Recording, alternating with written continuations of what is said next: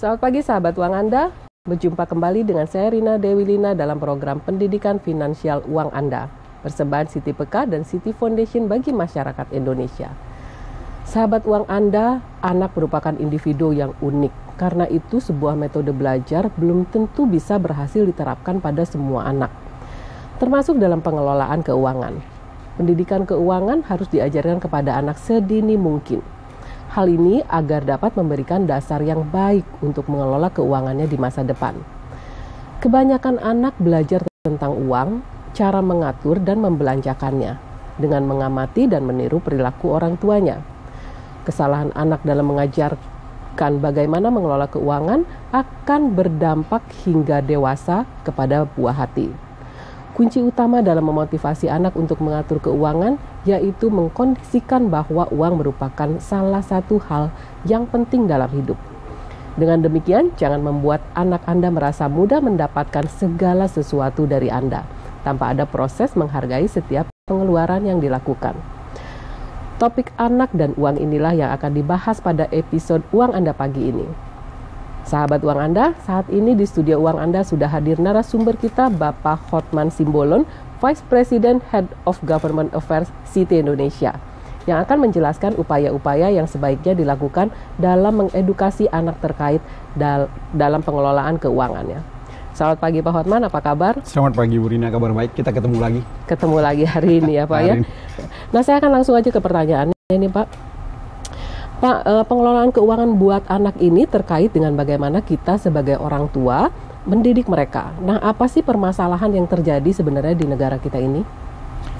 Permasalahan di negara kita ini, Bu, adalah saat ini tingkat penabung di bank ya, usia 15 tahun ke atas bisa menulis, itu sangat rendah. Masih sekitar 20%, tepatnya itu sekitar 19,6%. Masih di bawah Kamboja. Nah, kalau di ASEAN itu yang paling tinggi itu adalah Singapura 98,2%, di Thailand itu kemudian disusul oleh Thailand sekitar 72,7%, lalu berikutnya itu adalah di Malaysia sekitar 66,2%. Jadi kita masih mengalami kesulitan untuk kebiasaan menabung untuk anak-anak. Dalam hal ini, untuk itu kita perlu melakukan satu upaya agar anak-anak kita, terutama mulai dari SD, sudah mulai mau menabung. Dalam hal ini tentu tidak semata-mata langsung bisa terjadi, karena menabung itu bukan hanya berbicara soal uang, tetapi berbicara soal konsep pemikiran, behavior di dalamnya juga. Dan tentu ini seperti Ibu sampaikan tadi, itu peran orang tua sangat besar di sana, karena anak-anak selalu akan melihat contohnya dari orang tua, karena kehidupan sehari-hari. Untuk itu peran orang tua adalah nomor satu, Ibu. Di samping mungkin guru juga merupakan contoh yang baik, yang bisa ditiru oleh anak-anak kita, yang terutama yang di SD, bagaimana manfaat menabung, itu Ibu. Gitu ya. Nah, jadi prinsip apa sih yang bisa kita ajarkan kepada anak dalam mengelola keuangan yang diberikan? Tadi ada standarnya ya Pak, kalau menabung itu mereka sudah bisa menulis gitu. Ya, prinsip dasarnya adalah begini Bu, kita mengajarkan kepada anak-anak kita bahwa menabung itu adalah untuk persiapan berjaga-jaga, itu yang utama. Kemudian kita juga menyampaikan ke mereka bahwasanya dengan menabung kita bisa menata keuangan kita, menyikapi keuangan kita dengan bijak di masa depan. Nah, ini yang perlu kita tanamkan. Ketika kita dulu SD, saya ingat persis itu ada pepatah mengatakan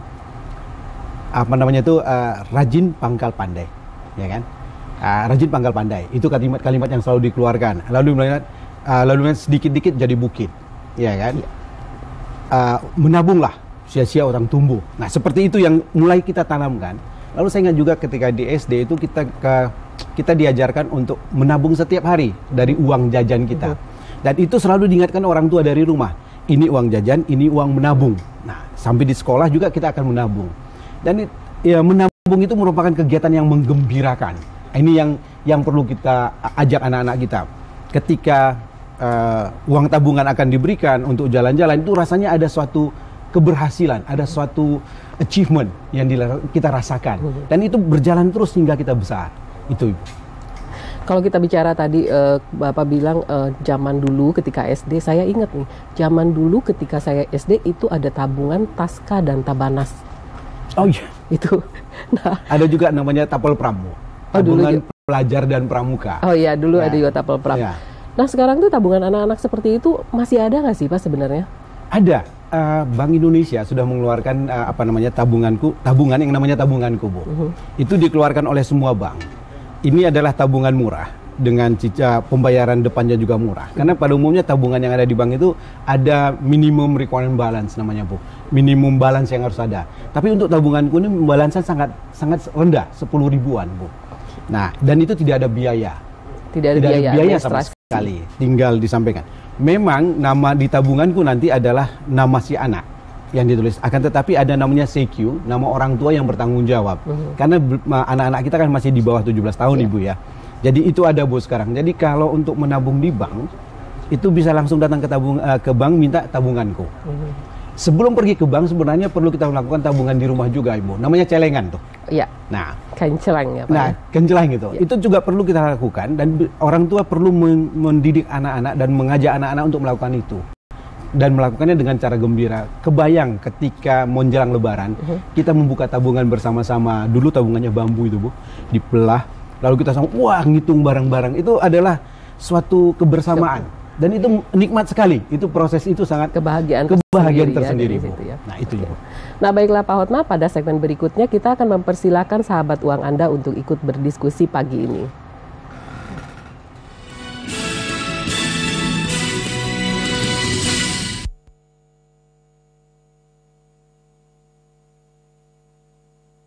Pilihan umum kini menyapa kita, ayo song-song dengan gembira.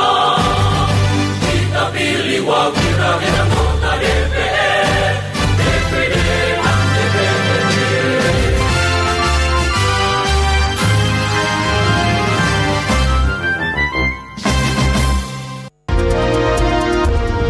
Demokrasi 55, warna lain dalam penyajian program jelang pemilu 2014. Demokrasi bukan sekedar basa-basi atau... Sudahkah Anda menentukan pilihan?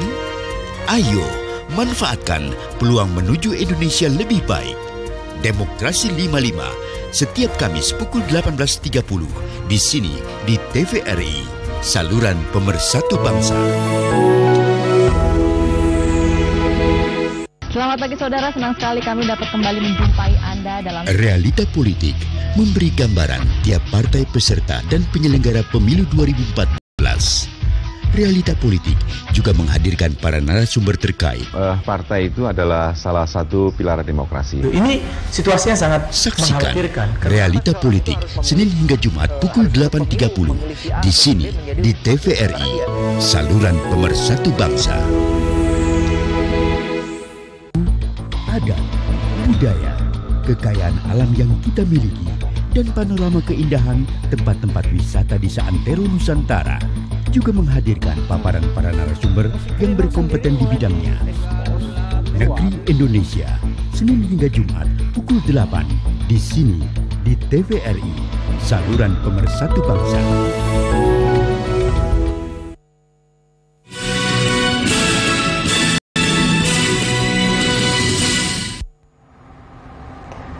Baiklah, kini saatnya saya membuka segmen interaktif di nomor di bawah ini.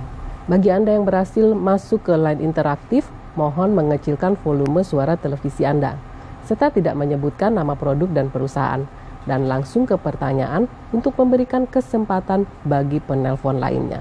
Jangan lupa passwordnya, uang Anda kendali di tangan Anda. Sahabat uang Anda, sambil menunggu telepon masuk, saya ingin kembali bertanya kepada narasumber spesial kita. Pak Hotman, tadi kan kita udah bicara beberapa hal ya tentang bagaimana mengajarkan kepada anak. Sebenarnya gimana sih caranya supaya anak ini tahu antara perbedaan antara kebutuhan dan keinginan? Ya, Ibu. Memang untuk mendidik anak mau menabung, kita harus mengajarkan dulu apa perbedaan kebutuhan dan keinginan. Dan di samping itu juga kita harus mengajarkan bahwa ada kebutuhan atau keinginan yang tidak terbatas, tetapi daya untuk memenuhi keinginan itu sangat terbatas. Keterbatasan keuangan. Nah, kita harus memanage yang mana, kita harus mengatur yang mana, kita harus mengatur keinginan kita. Kebutuhan itu kita sampaikan ke anak-anak, kebutuhan ketika dia SD, kebutuhannya apa? Kebutuhan utama adalah makanan, kesehatan, sandang, pangan, itu ya.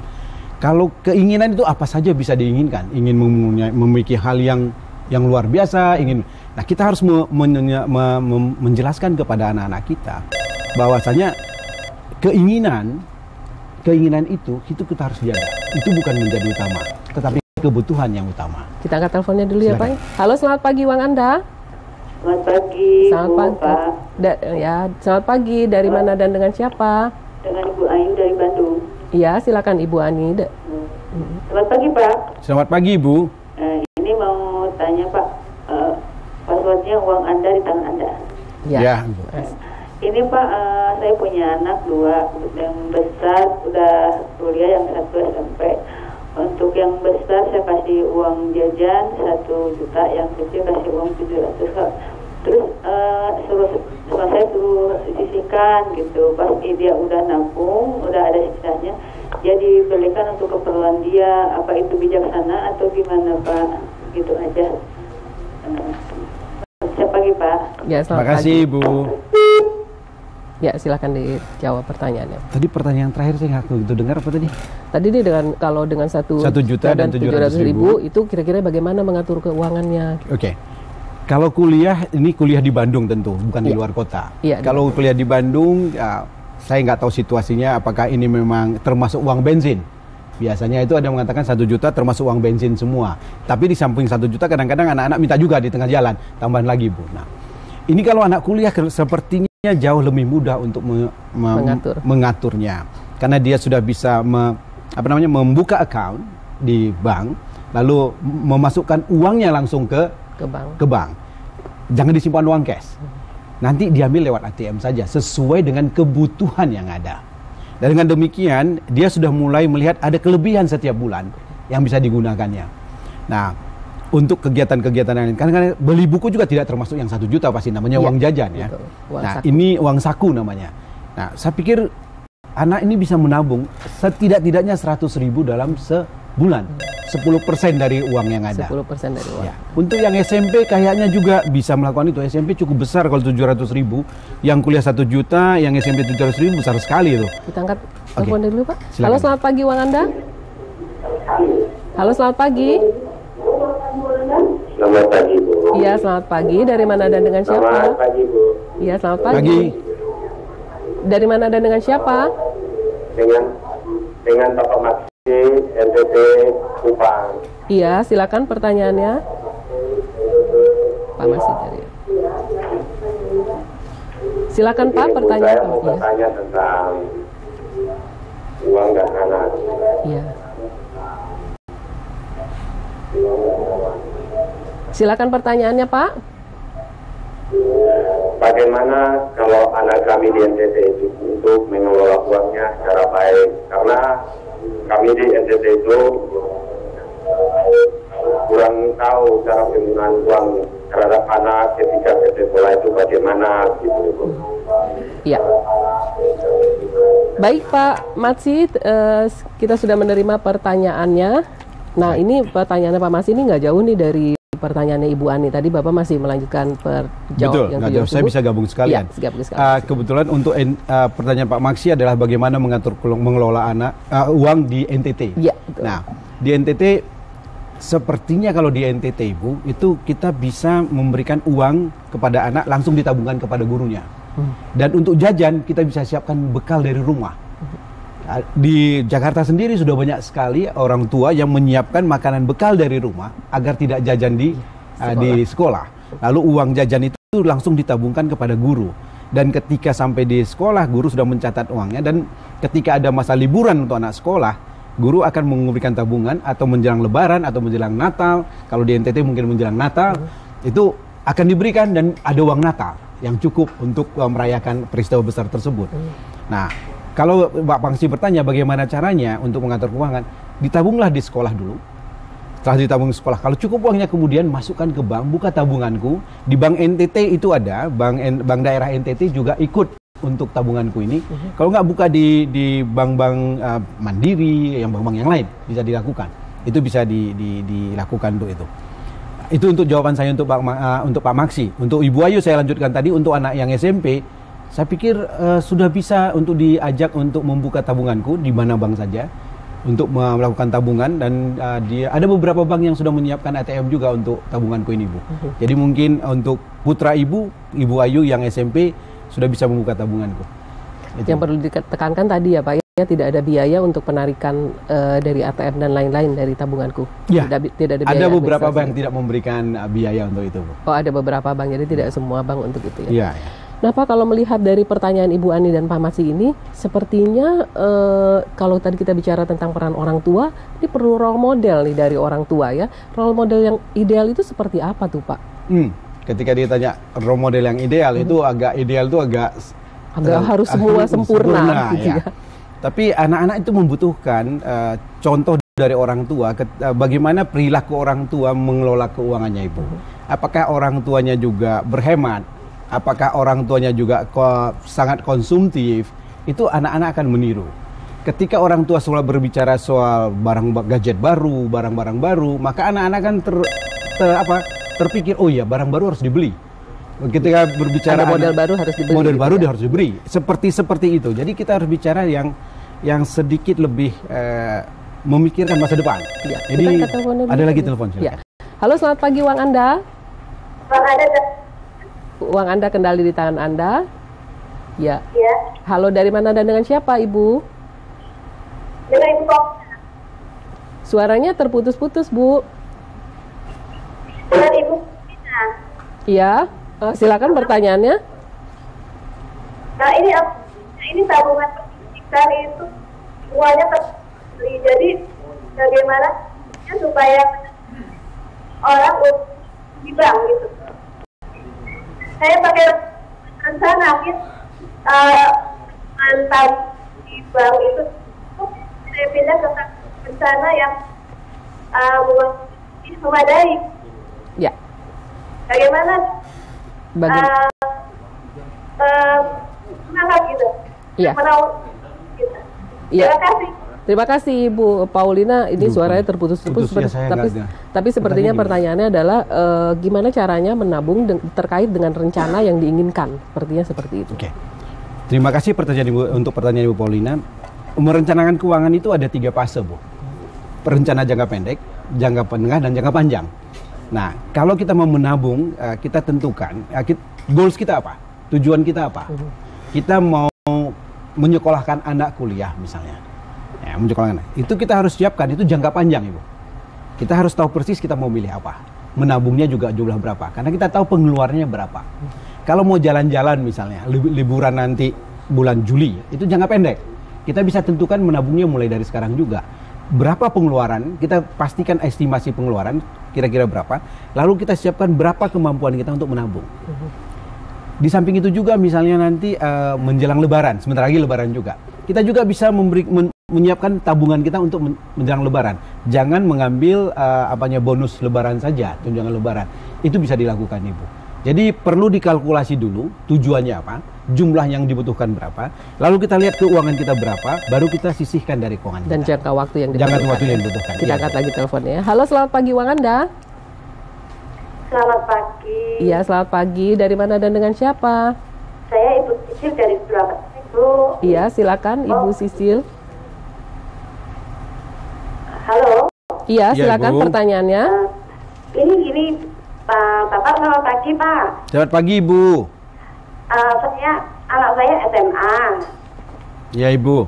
SMA, tapi saya biasain anak saya itu menabung di kaleng itu untuk uang receh, dan saya ikutkan ke tabunganku per bulannya 400.000 itu untuk bensin segala macam Pak. Maka itu mempersulitkan anak. Maksudnya gini, anak saya selalu mengatakan bahwa kok kurang terus gitu loh Pak. Gimana caranya saya mengatasinya? Iya, baik, terima kasih Ibu Sisil atas pertanyaannya. Silakan Pak Ahod tadi jawab. Terima kasih Bu Sisil. Ya, memang selalu anak mengatakan kita kurang seluruh. Karena keinginan kita tadi, Bu. Mungkin saya boleh sampaikan kepada Ibu Sisil untuk menyampaikan ke anak-anak itu, ke anak kita ini yang SMA, dia butuh atau tidak, atau ingin saja. Kalau keinginan itu pasti kurang jumlah yang 400.000. Tetapi kalau lihat jumlahnya cukup besar di Surabaya ya, dan masih SMA, apalagi rumahnya dekat, kendaraan tidak begitu banyak, makan di rumah, 400.000 cukup menurut saya. Ya. Nah Pak, tadi kalau kita bicara tadi yang bagaimana mengajarkan kepada anak, bisa nggak sih sebenarnya kalau ini anak kan bilang tadi nggak cukup lagi, bisa nggak kalau kita sebelum membuatkan kasih uang saku kepada anak, kita ajak dulu anaknya bicara, menghitung kebutuhannya berapa sih sebenarnya 1 bulan dia butuhkan? Ya betul, itu tips yang bagus Ibu. Memang yang kita harus lakukan adalah begitu. Jadi kita duduk bersama dengan anak, yang dibutuhkan apa? Uang tulis. Lalu kita tulis, kita diskusi bersama-sama. Tapi biasanya anak juga mengatakan, kok ditulis-tulis sih? Nah, tapi inilah peran orang tua, Bu, berkomunikasi dengan anak-anak. Tolong ditulis maunya apa? Pengeluaran setiap hari apa? Saya mau nonton tiap hari, oh enggak, jangan nonton tiap hari. Saya mau nonton setiap malam minggu, boleh. Saya mau main game setiap hari, jangan juga gitu. Jadi perlu ditulis, direncanakan, namanya perencanaan. Pengeluarannya berapa. Lalu di dalam perencanaan itu harus ditulis ada tabungan, setidak-tidaknya ada simpanan. Nah, tadi cara yang bagus itu yang disampaikan oleh Ibu Sisil, memasukkan ke kaleng. Sampai sekarang saya masih melakukan Ibu, kalau receh itu dimasukkan di kaleng dan lumayan hasilnya itu sekitar 350.000 setahun Ibu. Setahun ya? Setahun itu Bu. Bisa keluar seperti itu. Karena uang kecil 1.500 ya. Itu perlu dilakukan. Tapi memang intinya adalah berkomunikasi lalu mencatat rencana pengeluaran Ibu. Itu yang dilakukan, berkomunikasi dengan anak. Dengan demikian tidak ada saling adu argumentasi. Iya, betul sekali. Pak, tanpa terasa nih waktunya sudah mau habis lagi nih Pak. Oke, Ibu. Nah, sahabat Uang Anda, demikianlah episode kita hari ini. Kami menerima pertanyaan, kritik maupun saran dari semua sahabat Uang Anda. Silakan kirim ke alamat email kami di info@uanganda.or.id atau bergabung dengan grup Uang Anda dengan like Facebook page di alamat Uang Anda. Anda juga dapat follow kami di Twitter di @uanganda dan SMS ke 0812 9685 6679. Bagi Anda yang mengirimkan pertanyaan paling menarik, kami akan kirimkan paket buku panduan pendidikan finansial persembahan Siti Peka dan Siti Foundation. Saya Rina Dewilina dan Pak Hotman undur diri. Sampai jumpa di hari dan jam yang sama hanya di TVRI. Uang Anda kendali di tangan Anda.